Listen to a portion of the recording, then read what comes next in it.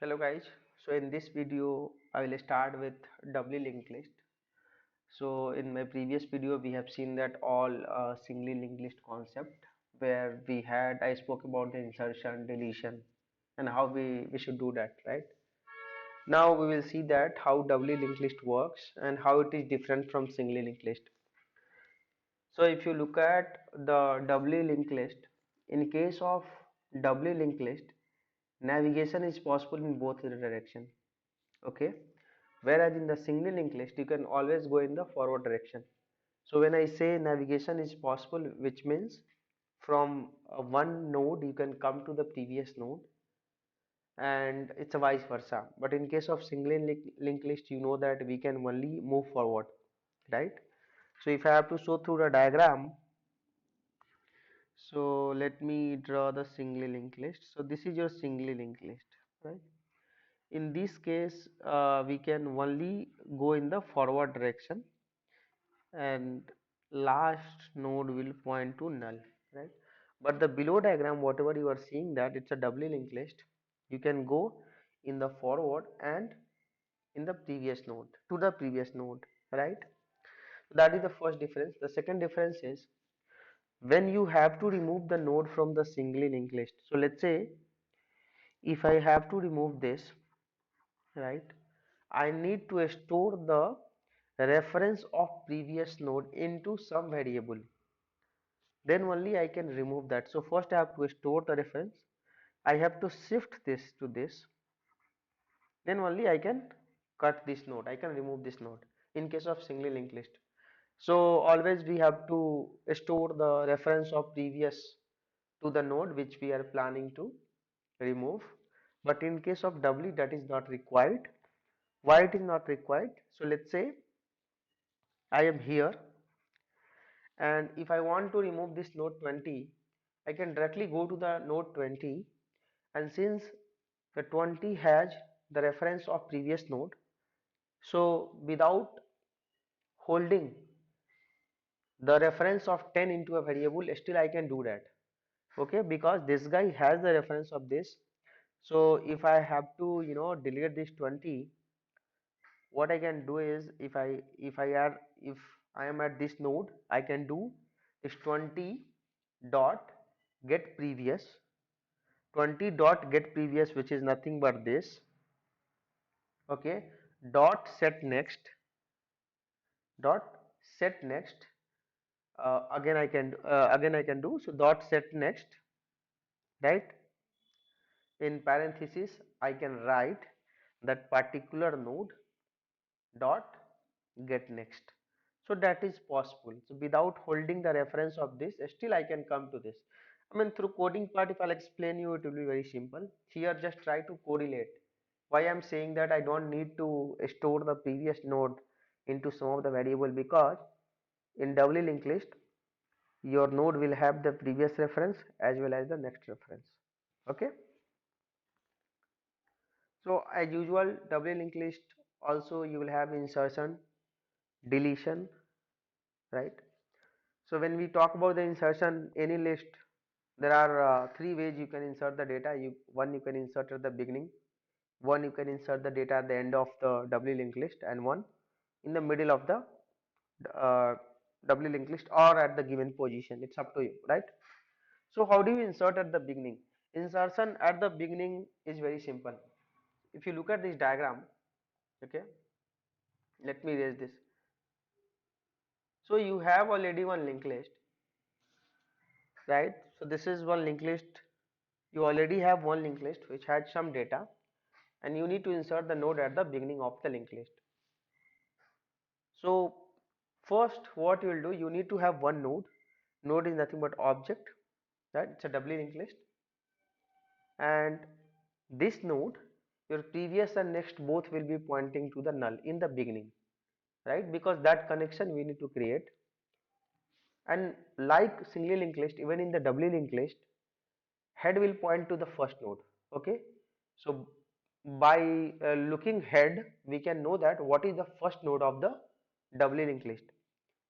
So once we know that head points to the first node, which is here, right, what we need to do, that is we need to shift the head to point to the new node. Okay, and the new node next should point to the previous head node, and the previous head node dot previous should point to the new node. So that's how we can insert at the beginning, and again the new node previous will point to null here, right? The new node, so basically the first node, now we can see that the first node previous will point to the null, and the last node next will point to the null in case of doubly linked list, right? Whereas all others node will point to previous and next, right? So if you look at this doubly linked list, you know this guy this guy has like this particular section will have the reference of previous node, and this particular section has the reference of next node. That's how it is. Okay, so this is just a pictorial representation. In memory it will not be like that. In memory, how it will be. It will be one object. An object will have two addresses inside the object, one your previous node reference, and one in your is your next node reference, right? So that's how I tried to do the same thing through a diagram. So just for your understanding, this will have, we can say, this will have the previous node reference, and this will have next node reference, right? That's how we do the insertion at the beginning. Now let's talk about how to do at the end. Same concept remains same. Only the thing is, here we need to run one for loop to know that what is the end of the doubly linked list. Because let's say you have this doubly linked list, you have a data in the doubly linked list where head will point to the first node and the last node always point to the null, and you can see that in this first node we'll have a next node will have a previous. Okay, so basically, as I already told you, node is object, and object you will have two references inside stored. One is your previous, one is next. That's how you communicate to the node. Okay, so for our understanding here, we can say that this particular area in the memory will have the address of previous node, and this particular area in the memory will have the address of next node, right? Just this is for understanding. Okay, now same thing happens with this guy 30. So basically guys, if I have to type here, let me type that, and let me show you how this address will be stored so that we can understand better. Now assume that this guy address is equal to 100, this guy address is equal to 200, and this guy address is equal to 300, right? So basically, if you will talk about this second node, okay, so in second node, here it will be 100, here it will be 100, and here it will be 300. Now you understood how you will communicate, right? Because your node will have the address of the previous object and the address of next object. Similarly for here, what you will have is the next node, which is nothing but 200, only 200, because this guy previous will point to null, right? Same here what happens is, here the address again will be 200, and the next, here it is going to be a null. You got it? Understood? That's how doubly linked list communication happens. Right now, we need to insert at the end. So first, what we'll do is we'll run one for loop. We'll go till the end of the linked list where node is pointing to the null, and then we'll create one new node. And once we'll create a new node, so in beginning the new node previous and next will be pointing to null. Then what I will do is my last node dot next should point to my new node, and my new node previous should point to the last should point to the last last node.